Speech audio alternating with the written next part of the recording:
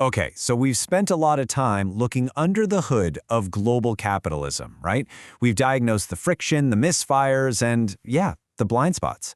So what's the next logical step? I mean, if we know what's broken, how do we actually build a better engine? You know, Winston Churchill really nailed the central dilemma with this quote. It just sets our stage perfectly. This isn't about tearing the whole system down. It's about admitting that, hey, for all its flaws, it has driven some incredible progress. So the goal here isn't revolution, it's a serious, practical upgrade. And that's the billion-dollar question, isn't it? The model that worked, or kind of worked, in the 20th century is showing some serious signs of strain in the 21st. So what does that upgrade actually look like? How do we retool this engine for the world we're living in right now? So before we can design effects, we have to be crystal clear on the core problem. And really, it boils down to this.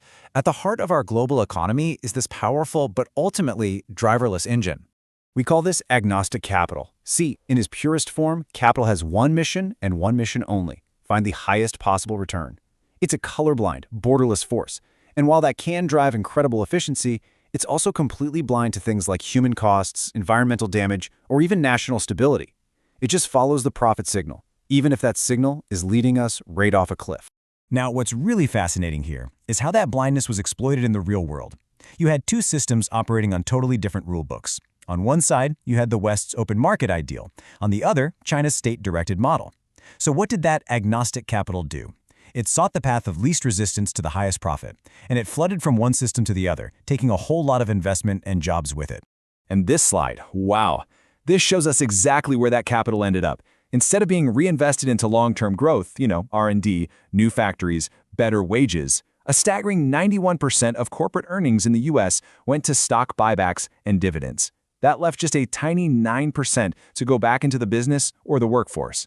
The engine was running for sure, but it was just spinning its wheels to reward shareholders, not to build a stronger foundation for the future. Okay, so if the current model is flawed, why not just go back to an old one, right? Well, as we're about to see, the evidence is pretty clear that a simple retreat into the past is definitely not the answer. And this is the crucial point here. We just can't solve 21st century problems with 20th century failures. A knee-jerk reaction towards failed models like pure socialism or communism, well, it ignores about a century of painful, well-documented history. I mean, the historical record is undeniable. Centrally planned economies consistently led to massive inefficiency, they totally crushed innovation, and far too often they concentrated so much power in the state that they just slid straight into authoritarianism. We need to evolve forward, not reverse into a dead end. So, this brings us to a new blueprint. A path forward that doesn't choose between the market and the state, but instead it blends the best of both. Let's call it constrained prosperity economics. At its core, the idea is actually pretty simple. We keep the powerful, innovative engine of capitalism, but we build a modern chassis around it. We add a steering wheel, a GPS, and some guardrails to make sure that the pursuit of profit actually serves the broader goals of society. Okay, so how does this actually work in practice? Well, the model rests on 4 foundational pillars. They're all designed to work together to create a more balanced and, honestly, a more resilient system. So here they are. Human-centric optimization. That's all about people. Then there's global rule harmonization, which is about fairness. Resource stewardship, which focuses on the planet. And finally, institutional resilience, which is all about long-term stability. Let's dive into each one real quick. So this first pillar, it completely rewrites the relationship between capital and labor. It moves way beyond treating workers as just another cost to be minimized. Instead, the focus shifts to investing in them through things like living wages and skills training. And it gives them a real seat at the table in corporate governance, kind of like Germany's co-determination model, where worker representatives actually sit on corporate boards. Pillar 2 directly tackles that asymmetry problem we saw earlier.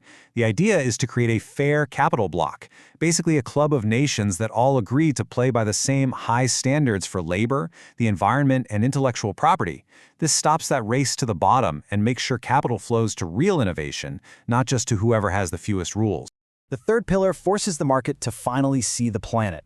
Right now, pollution is what economists call an externality, which is just a fancy way of saying it's a cost that gets pushed onto society instead of being paid by the polluter. By using tools like carbon pricing, we make those environmental costs part of the corporate balance sheet. It's a market-based solution that aligns profit with sustainability and tackles that classic tragedy of the comet.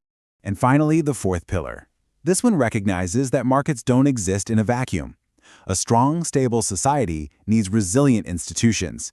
This means things like effective public-private partnerships to drive innovation, strong antitrust laws to prevent monopolies, and a modern social safety net to catch people when they fall. Now, you might be thinking, okay, this all sounds great in theory, but is it just some utopian fantasy? And the answer is no. Actually, elements of this blended approach are already working in some of the world's most successful economies. Just take a look at this.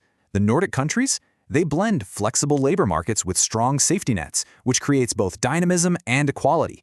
Germany's co-determination model gives workers a real voice, fostering a long-term, stable focus.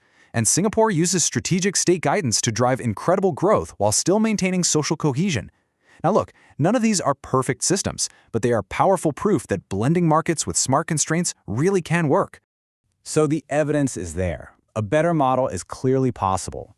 But, and it's a big but, building it on a global scale presents the ultimate challenge. It would be a fundamental shift in how we think about the very purpose of an economy.